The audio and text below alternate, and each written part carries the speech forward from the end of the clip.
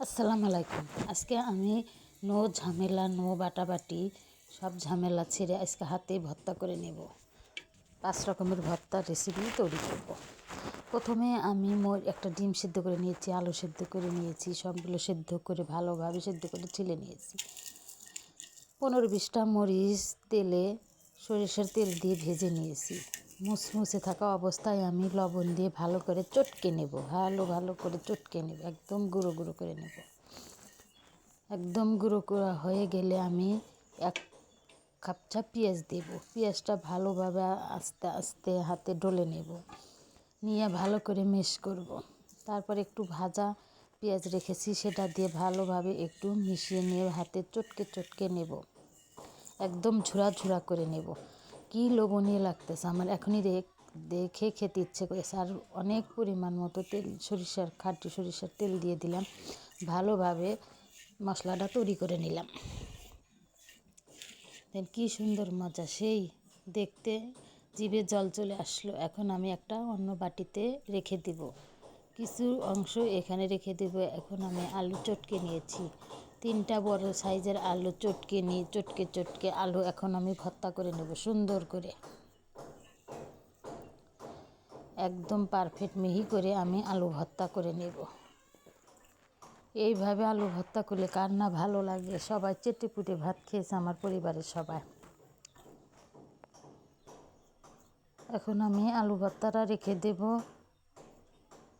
হাতের সাহায্যে গোল করে নিয়ে রেখে দেব। তারপরে আমি একটা ডিম সেদ্ধ করে রেখেছিলাম, ডিমটা এখন ভর্তা করব। আগের থেকে সেই শুকনা মরিচ, পেঁয়াজ দিয়ে, তেল দিয়ে, লবণ দিয়ে যে মাখিয়েছি, ওটা একটু মশলা এখন এর ভিতর দিয়ে দেব, দিয়ে এটাও ভালো করে মিশিয়ে নেব। ভালোভাবে মিশিয়ে নিয়ে এটাও ডিমটা ভর্তা করে রেখে দিলাম।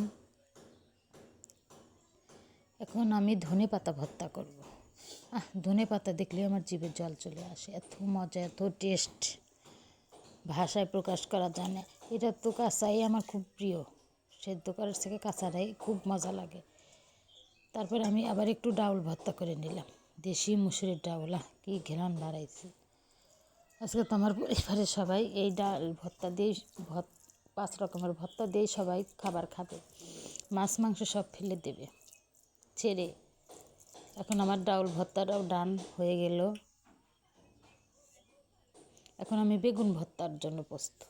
এখন আমি একটু লবণ কম হয়েছিল, তার জন্য আবার ডাউলের ভিতর লবণ দিয়ে দিলাম। এখন আমি বেগুন ভর্তাটা করে নেব। দেশি বেগুনি আবার একটা বেগুন ভর্তা করলাম। একটু লবণ ঠিকই আছে, এটার ভিতর লবণটা দিয়ে নিয়েছিলাম। দেখেন বাটাবাটি ঝামেলা ছাড়াই সব রেসিপি তৈরি হয়ে গেল। আর একটা নতুন আলুর ভর্তা ছিল, সেটাও দেখেন একদম পারফেক্ট হয়ে গেছে। এত মজা, এত সুস্বাদু। আপনারা বাসায় একবার ট্রাই করবেন। আমার রেসিপিটা যদি ভালো লাগে চ্যানেলটি সাবস্ক্রাইব করবেন, কমেন্ট করবেন, একটু শেয়ার করবেন। সবাইকে ধন্যবাদ। আজকের জন্য বিদায় নিচ্ছি। শাপলা আলহামদুলিল্লাহ। আসসালামু আলাইকুম। ইউটিউব থেকে শাপলা অনেকেই রান্নাঘরে আমি কমেন্টে ঝামেলা জানাবেন ছাড়া কেমন সব হলো 6 রকমের ভর্তাগুলো। ভর্তা করে নিলাম। প্রথমে আলু ভর্তা করে এটা নিয়েছি, হতেছে নতুন বেগুন মিষ্টি ভর্তা আলুর ভর্তা, করেছি, সেটা দেখেছে বেগুন মুসুরির ডাউল ভর্তা, ভর্তা এটা করেছি, হচ্ছে এটা ডাল আরেকটা ভর্তা, নতুন আলু ওটা ভর্তা হলো দেশি করেছি, আলু ভর্তা, এটা বেগুন ডিম ভর্তা, ভর্তা, আর আর এটা এটা হলো হচ্ছে ধনে পাতা ভর্তা। ধনিয়া পাতা ভর্তা।